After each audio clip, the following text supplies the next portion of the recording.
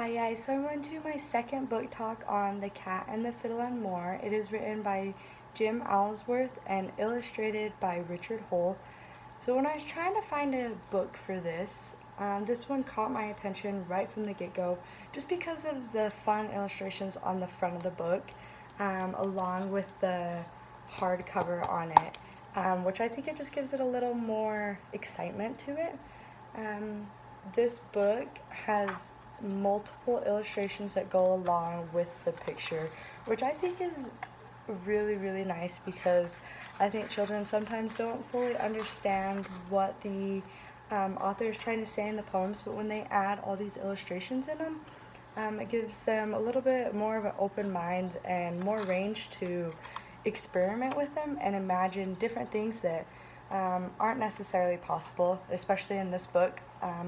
It is themed on animals doing things usually they don't do, and then objects along with the animals that are like running away. And for instance, it used the tub ran away with the sink, which usually doesn't happen while the animals sat and cleaned the bathroom. So I think this just gives a better opportunity for the child to experience and imagine more of what is going on, and then the illustrations just really bring out the poem.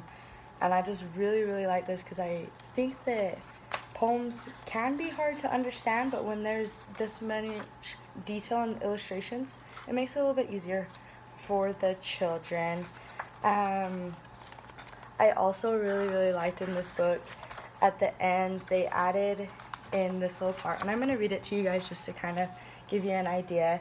And it says, "Hey, Nizzle Nizzle, these rhymes were a puzzle, a game I simply adore. And if you laugh to hear such a sport, why don't you run and make some more?" I really liked how they ended that because it encourages the children to go make their own poem, and I really like that because I think it needs to be more known in schools, and I think that it is important for children to experience with poems, not only reading it but writing it.